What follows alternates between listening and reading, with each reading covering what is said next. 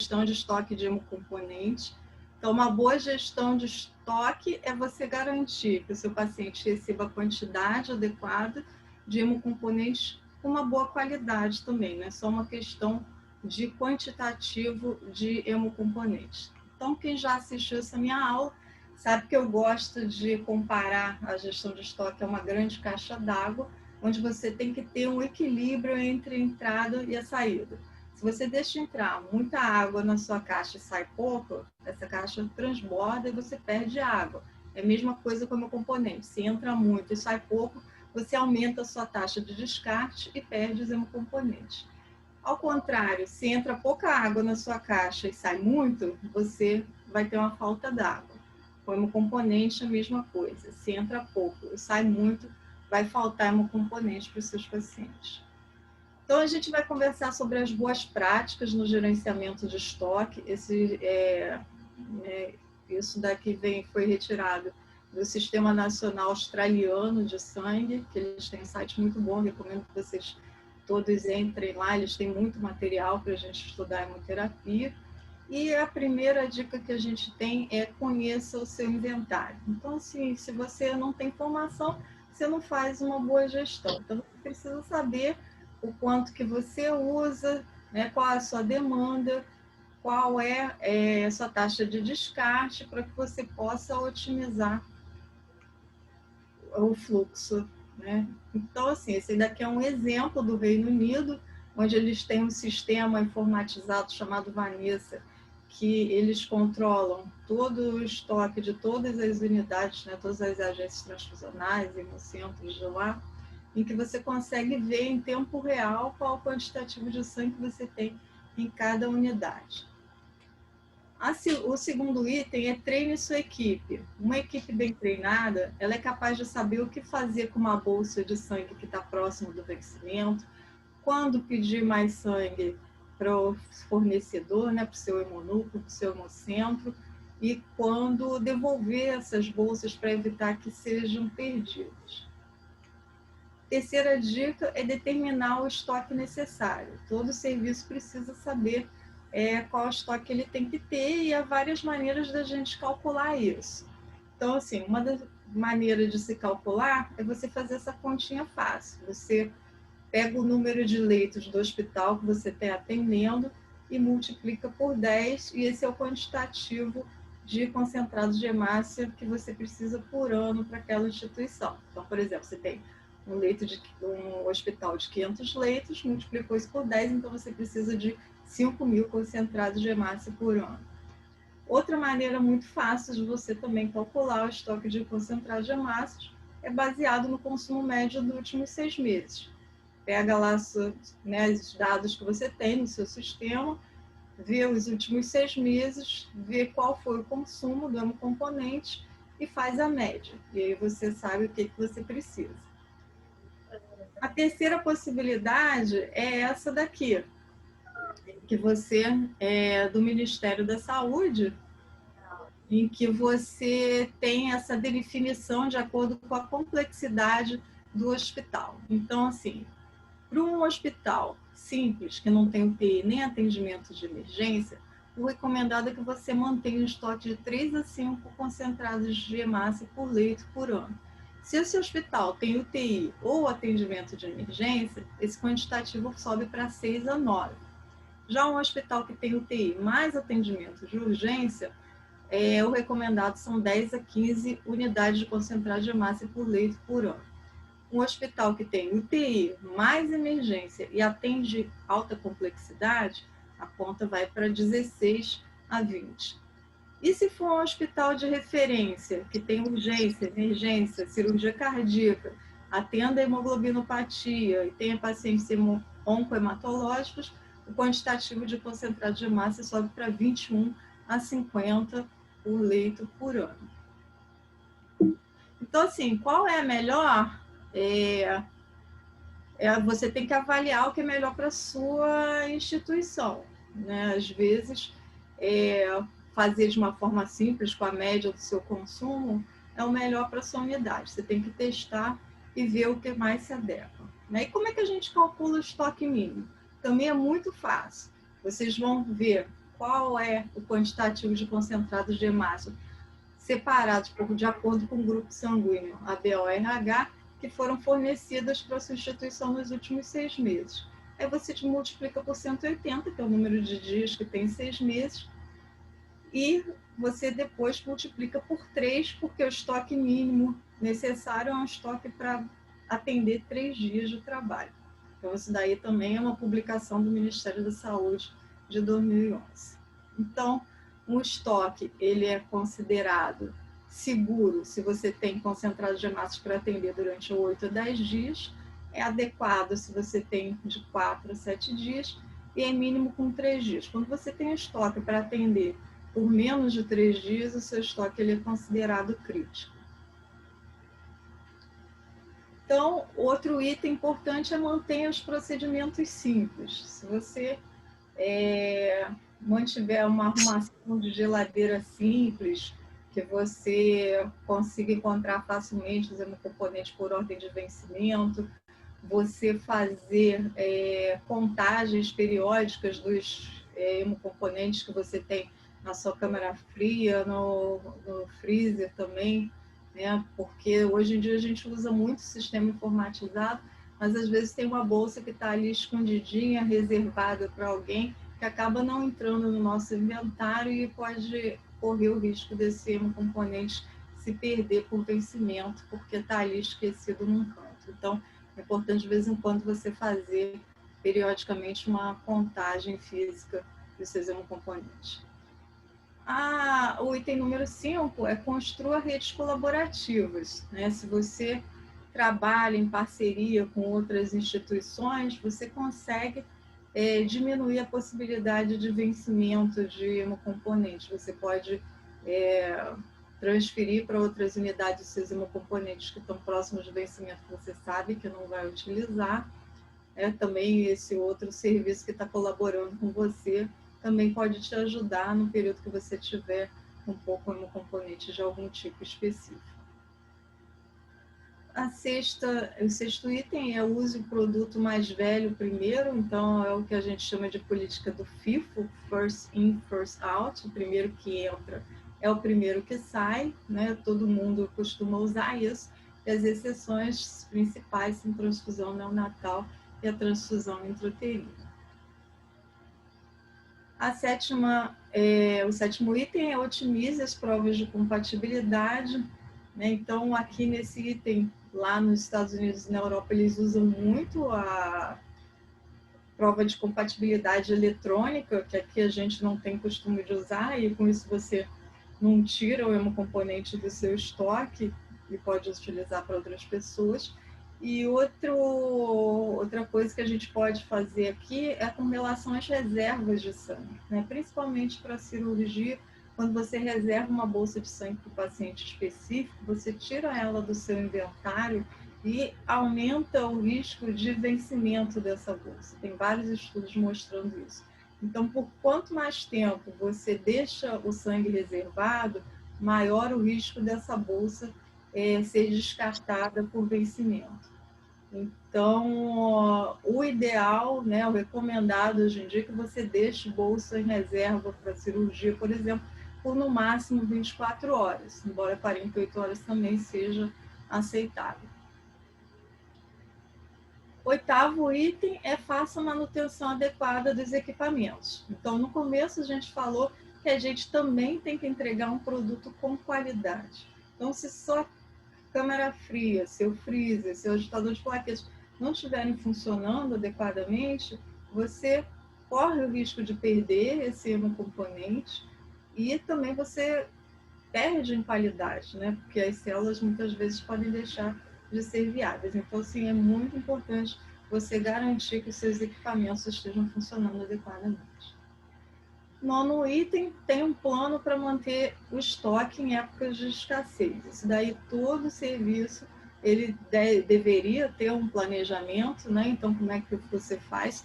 Esse daqui é um exemplo do sistema canadense de sangue. Então, eles dividem fase verde, âmbar e vermelho. Fase verde é quando está tudo normal, você faz o atendimento normal. A âmbar é uma fase de atenção, que você precisa começar a restringir alguns atendimentos. e a fase vermelha é a fase crítica. A gente vai entrar mais em detalhes um pouquinho mais tarde.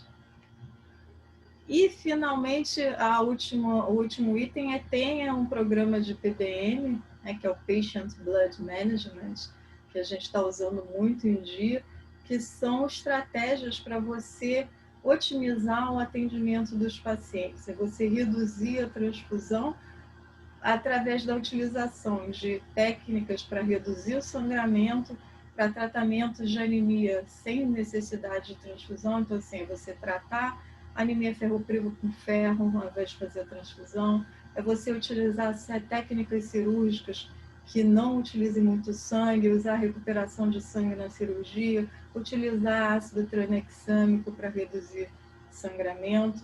Nesse programa também você deve tratar a anemia antes de colocar um paciente para operar, deve ser uma cirurgia eletiva, é claro.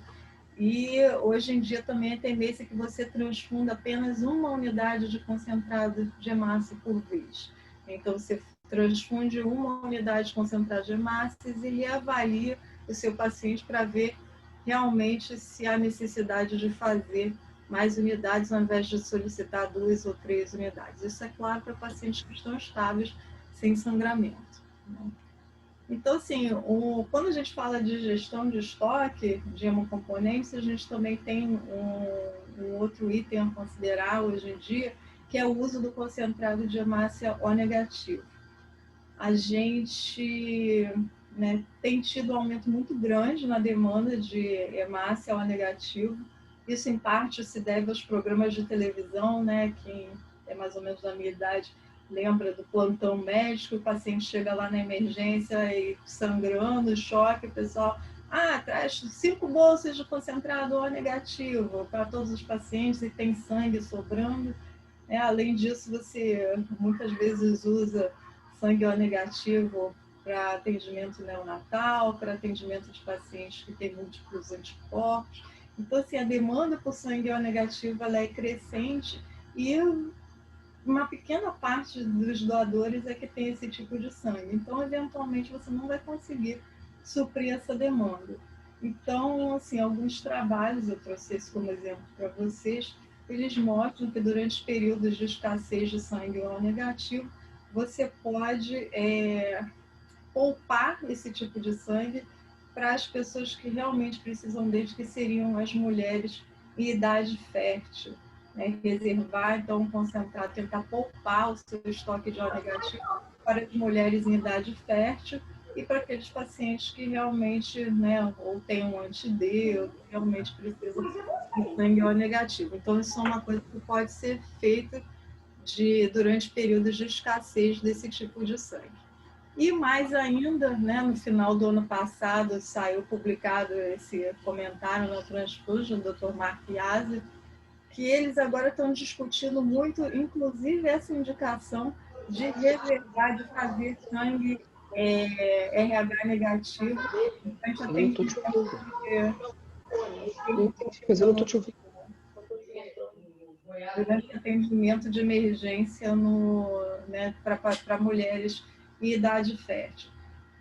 Então, assim, ele mostra, eu assisti a aula do Dr. Mark Yazzie ano passado na ABB, lá no congresso, e assim, eles mostram um modelo matemático que você poderia, inclusive, atender essas mulheres em idade fértil com concentrado de hemácia RH positivo, durante um atendimento de emergência sem aumentar muito o risco, Porque o problema de você fazer o RH positivo para uma paciente RH negativo seria o risco de doença hemolítica perinatal, se essa pessoa eventualmente engravidasse depois. Então, assim, ele faz todo um cálculo que mostra qual é a chance da pessoa ser vítima de um acidente, de um trauma que precisa de emergência, tantos por cento. Qual a possibilidade de uma mulher em idade fértil engravidar nos Estados Unidos, tanto por cento. Qual é a possibilidade dela ter uma criança RH negativo? Qual é a possibilidade dela desenvolver uma doença hemolítica do recém-nascido? E qual a possibilidade dela morrer se não receber sangue na cirurgia? Então, assim, ele demonstra fazendo esses cálculos todos, que o risco de você transfundir um concentrado de hemácia RH positivo com uma paciente negativo numa emergência e depois ela desenvolver uma doença hemolítica do recém-nascido é muito baixo, e a sugestão dele é que você até possa utilizar RH positivo para esses atendimentos. Mas isso é uma discussão que está começando, a gente não está autorizado a fazer isso, né? É só para começar a pensar nesse tipo de coisa. E, finalmente, eu queria trazer para vocês esse artigo. A Márcia tinha me pedido anteriormente se a gente podia falar um pouco da gestão de estoque no contexto da Covid. Eu falei para ela, Márcia, ainda não vi nada especificamente disso, e eu estava com esse artigo aí dentro da minha bolsa já há um mês e não tinha conseguido ler, né? Então, assim, quando eu finalmente fui ler esse artigo, eu acho que ele se aplica muito a essa época que a gente está vivendo hoje em dia, que é a época do Covid. Então, assim, eu sugiro também que vocês leiam esse artigo, que está muito bom, que é como manuseio falta de hemocomponentes, né, a longo prazo. Então, assim, ela faz uma definição, né, a falta a longo prazo é quando você tem falta de hemocomponentes por mais de 15 dias, e pode ser uma escassez leve, quando você tem uma queda de 25% no seu estoque, moderada quando essa queda é de 50%, e uma escassez grave quando você tem 75% de redução no seu estoque. A escassez também pode ser de um componente isoladamente ou generalizada, né, de todos os hemocomponentes. Então, assim, quando você tem falta de hemocomponentes, né, de uma maneira que você não consiga pegar em outros lugares, está faltando para todo mundo, como está acontecendo atualmente, é importantíssimo que você tenha maneiras de se comunicar o tempo inteiro, né, com o hemocentro ou o serviço produtor e fornecedor de hemocomponentes, com a agência transfusional que ele supre, com os médicos e com os hospitais de maneira geral. Então, assim, esse daqui é um exemplo que ele é dado no artigo, né, que de comunicação você poderia mandar, o hemocentro, né, o distribuidor de sangue poderia mandar diariamente para os instituições que ele atende com o seu estoque e como é que está o seu estoque.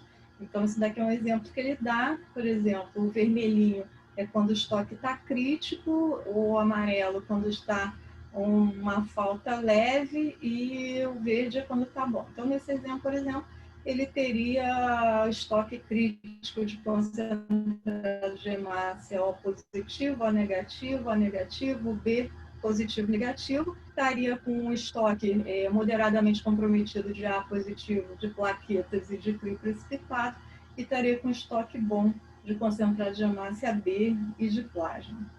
Então, assim, vocês têm vários exemplos disso, se vocês entrarem no site de vários serviços aqui no Brasil, lá, por exemplo, no Hemocentro de Campinas, e tem vários outros, você vê lá na página dele como é que está o estoque de hemocomponente.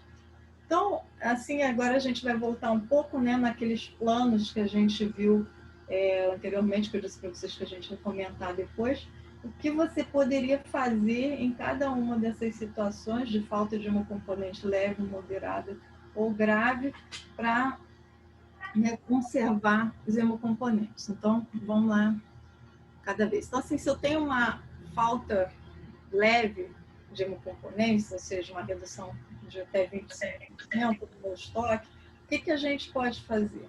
Então, as sugestões, né, dessa autora do artigo é o seguinte: você revisar os seus guidelines e tentar fazer medidas de uso, né, de corrigir a anemia utilizando medicações. Por exemplo, utilizar ferro, vitamina B12, folato para tratar a anemia, né? Identificar e corrigir os fatores para coleção intra-hospitalar de sangue. Então, o que é isso?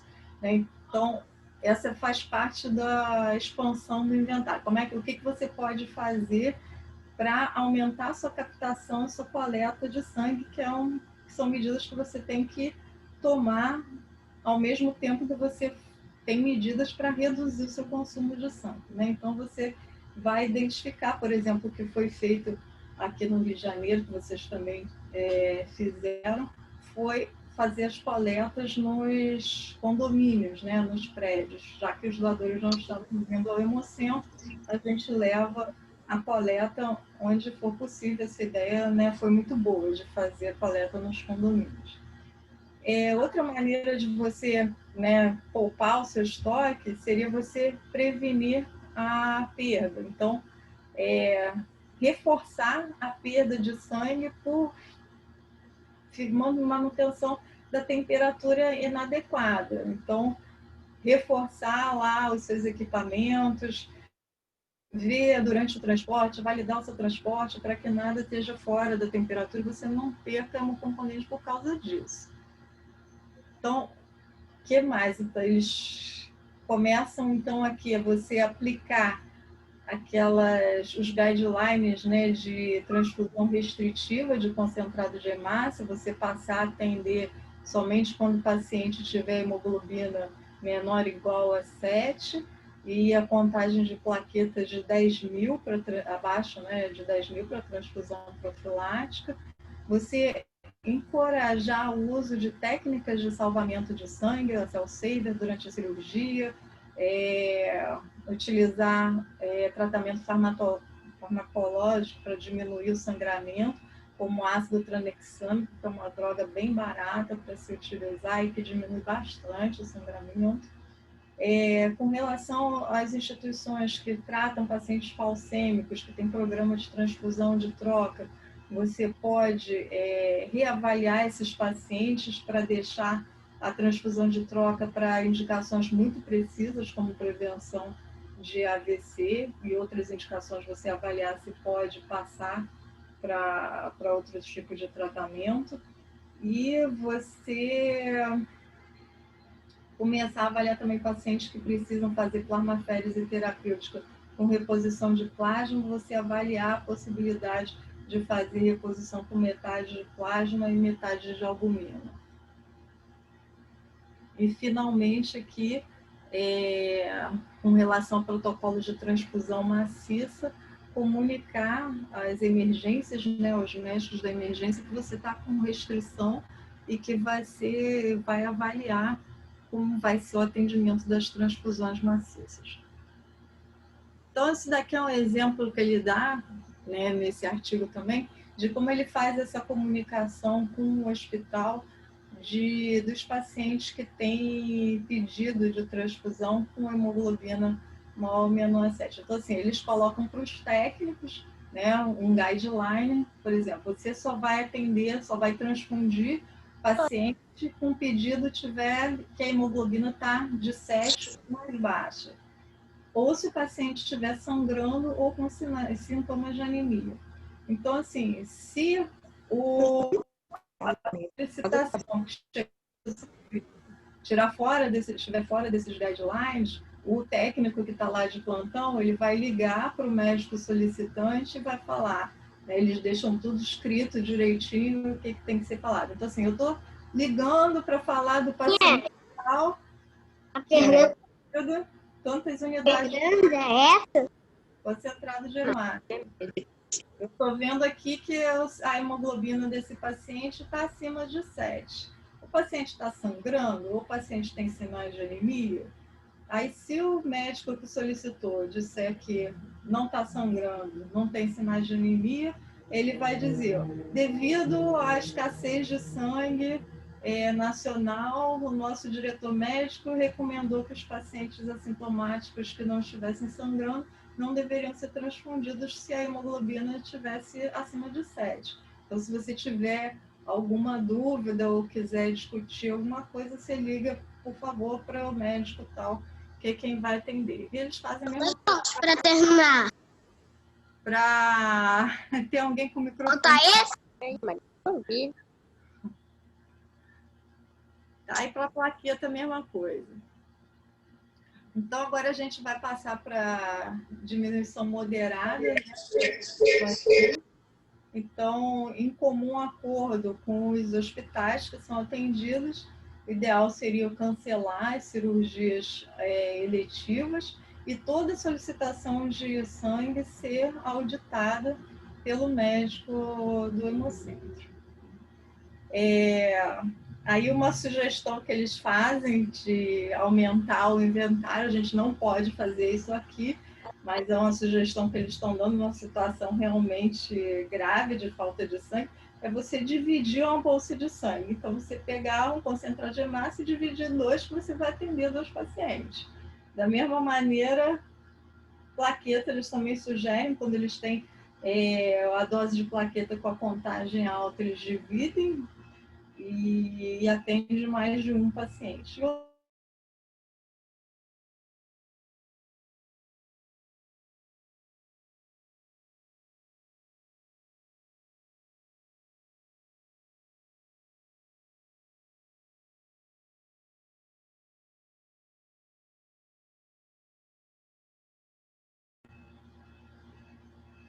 Voltando aqui, pessoal, então, lá nos Estados Unidos eles têm dispositivos para testagem rápida para verificar se o concentrado de plaquetas está contaminado, tem contaminação bacteriana. Então, quando chega lá no 5º dia, se você fizer um teste e mostrar que não tem contaminação bacteriana, é permitido aumentar a validade do concentrado de plaquetas para 7 dias. Isso daí não é permitido aqui no Brasil ainda. Então, e uma outra possibilidade também para você aumentar o seu inventário é você alterar os limites de inaptidão dos doadores. Então, por exemplo, se hoje em dia um homem só pode doar sangue depois de 60 dias, numa situação dessa de emergência, de baixo estoque, você poderia permitir, então, que esse doador fizesse uma doação com menos tempo, desde que sua hemoglobina estivesse normal.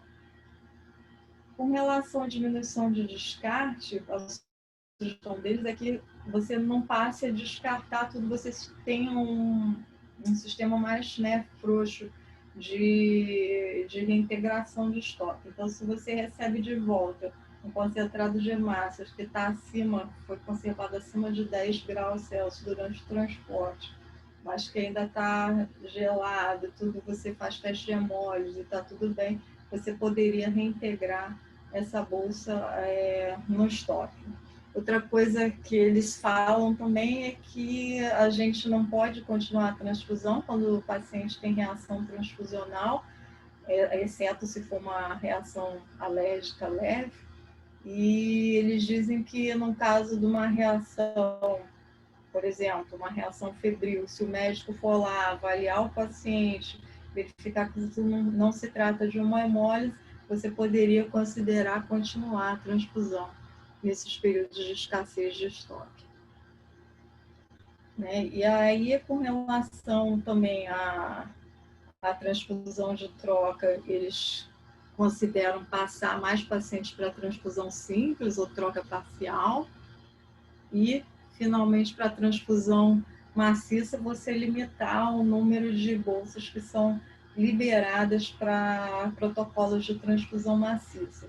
Mas isso teria que ser conversado, né, com a equipe médica do hospital, e eles sugerem, inclusive, que se faça um comitê para avaliar esses casos, porque, assim, se tem uma pessoa tomando uma quantidade muito grande de sangue, você acaba não conseguindo atender as outras pessoas. Então, em que momento que você tem que parar esse atendimento para suprir um bem maior, que seria atender um número maior de pessoas. Então, a sugestão é que se fizesse um comitê, né, de pessoas do hospital, do hemocentro, para discutir esses casos, quando você pararia de fazer esse tipo de atendimento, quantas bolsas que você poderia dispensar para o tratamento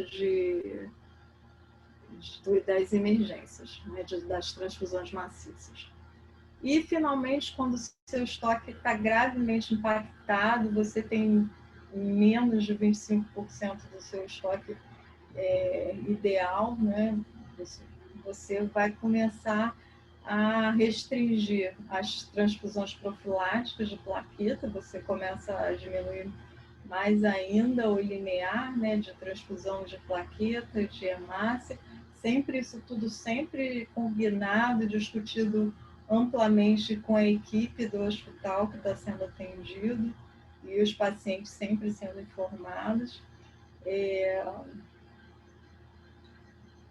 Então, também combinar, pedir para os cirurgiões avisarem quando forem tiver que colocar cirurgias que gastam muito sangue, como cirurgia de transplante hepático, que não possa ser adiado, e também dizer qual é o limite, quantos hemocomponentes você vai ter para atender aquela cirurgia. Vamos lá. Mais uma vez, cancelar cirurgias essenciais, né, não essenciais, na verdade, que tenham alto uso de sangue. Você cada vez vai ter que restringir mais o tipo de cirurgia que você vai conseguir atender. Aí, quando ele fala considerar liberação de emergência de plaquetas, é uma situação muito crítica em que você teria que começar a liberar plaquetas sem o resultado da sorologia. Então, você usaria doadores de repetição, que tem as últimas sorologias negativas, e, num caso de emergência, você liberar essas doses de plaquetas sem que tenha sido feito todos os exames, né? As cirurgias aqui as sorologias aqui não demoram tanto, mas tem essa coisa da cultura, né, para avaliar a contaminação bacteriana de plaquetas lá nos Estados Unidos e na Europa. E para diminuir também o descarte, você cada vez usar critérios menos rígidos para descartar hemocomponentes. Então, assim, nessa situação muito crítica de um estoque com níveis críticos de hemocomponentes e com redução da coleta, numa situação disseminada, né, atingindo múltiplos centros, que você não consegue hemocomponentes em outros locais. Então, essas seriam as estratégias, se vocês forem prestar atenção. Muitas delas são baseadas no PBM, né? Só que você acaba utilizando limiares mais baixos, mas isso tudo tem sempre que ser discutido com as equipes do hospital e traçar os planos em conjuntos, porque aí isso daí não vai estar mais nos guidelines, não tem mais evidência científica que apoie esse tipo de decisão. Você tem que lançar estratégias para tentar aumentar a sua coleta. Outra coisa importante é você pensar com antecedência como é que vai ser os seus insumos, por exemplo, quando ele sugere, vamos dividir a bolsa de sangue em duas para atender 2 pacientes, ao invés de um. Você precisa ter tido, né, o planejamento de ter naquela agência transfusional que vai fazer aquilo um sistema, por exemplo, de conexão estéreo, que os insumos para isso, né, para você poder adotar essas estratégias. E nesses períodos de pandemia, né, outra coisa importante é você ter pessoal treinado. Você acaba perdendo muito da sua força de trabalho, as pessoas ficam doentes ou têm vulnerabilidade, não conseguem trabalhar. Então, você tem que treinar mais pessoas e estar pronto para substituir, né, os postos de trabalho, trocar a pessoa que vai fazer aquele procedimento. Então, você tem que prontamente, no início dos programas, você já treinar as pessoas. Então, para terminar, a gente vai falar um pouquinho de transfusão de hemácias. Eu acho que eu já estourei meu tempo, então vou assim rapidinho. A principal dificuldade da plaqueta é a validade, né, o tempo de liberação de resultados, principalmente se você levar em consideração os resultados de cultura. E muitas vezes é difícil você fazer atendimentos do grupo, que é preconizado para transfusão de plaquetas. Então, é importante você ter uma comunicação, né, entre a produção e a expedição. Essa comunicação, às vezes, é muito difícil de você fazer. E as estratégias são você programar, né, você ter um planejamento. Por exemplo, se você trabalha com cirurgia cardíaca no seu hospital, você tem um planejamento, toda segunda e quinta a gente vai ter cirurgia cardíaca no hospital. Então, você já se programa para produzir plaqueta, para coletar aféres, para você ter sempre plaqueta para atender aqueles pacientes. Da mesma maneira, quando tiver feriado prolongado, você não tiver coleta, você se planeja para coletar plaqueta com antecedência, né? Trabalhar com um balanço entre a produção randômica de plaqueta e de aféres, e quem tem facilidade de fazer aféres facilita bastante o controle de estoque de plaqueta, né? E a opção para não fazer a plaqueta isogrupo é você fazer o teste de hemolisina também. E aqui só outra discussão é se você deixa um estoque de plaquetas na sua agência transfusional ou não, né? Então, o que é dito é que quando você tem pacientes hemato-oncológicos no atendimento naquele determinado hospital, de repente vale a pena você manter o estoque lá.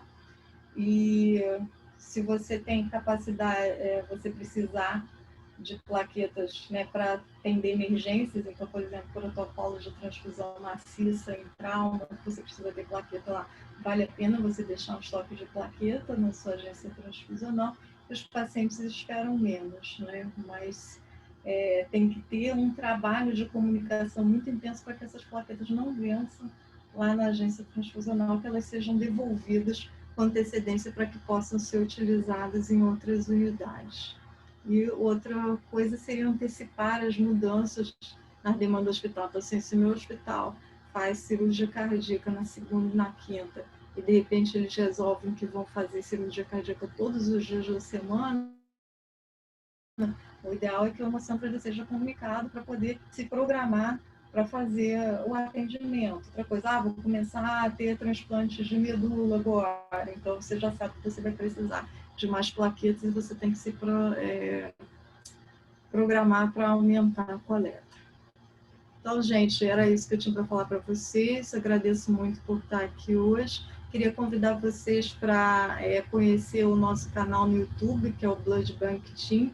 A gente toda semana tem lá vídeos novos sobre hemoterapia, com o objetivo de disseminar o conhecimento da hemoterapia. E, além disso, a gente tem vários outros locais que vocês podem ler, acessar, todos grátis, né? A gente tem o Blood Bank Guy, que é o site do Joey Sheffman, que é um médico americano, que ele tem vários vídeos lá de treinamento, de ensino de hemoterapia, mas com a dificuldade de ser em inglês, né? Esse outro que eu já falei para vocês, que é o National Australian Blood, sei lá, se você jogar no Google lá, na Autoridade Nacional de Sangue Australiano, você vai encontrar com facilidade. E aqui no Brasil também a gente tem no Instagram o Hemoterapicamente, do Dr. Tiago Assunção, que é da UFRJ, que ele também discute artigos de hemoterapia e que tá bem legal para ajudar todo mundo. Então, gente, era isso aí que eu tinha para falar para vocês. Agradeço a atenção e estou à disposição aí para as perguntas. Fernanda, muito obrigada. Obrigada por compartilhar um pouco desse vasto conhecimento que você tem em gestão de componentes. E eu queria deixar aberto aí para perguntas, se alguém tiver alguma pergunta. Ah, não, isso aqui. Nosso chat está aberto. Opa, tem chat aqui, deixa eu olhar. Não tem uma pergunta. Ô, Fernanda, tá aí, muito obrigada. Espero te reencontrar em breve. Acho que foi muito válido para a nossa equipe. O grupo agradece. Obrigado a todos que participaram. E vamos nos encontrar na próxima sessão clínica.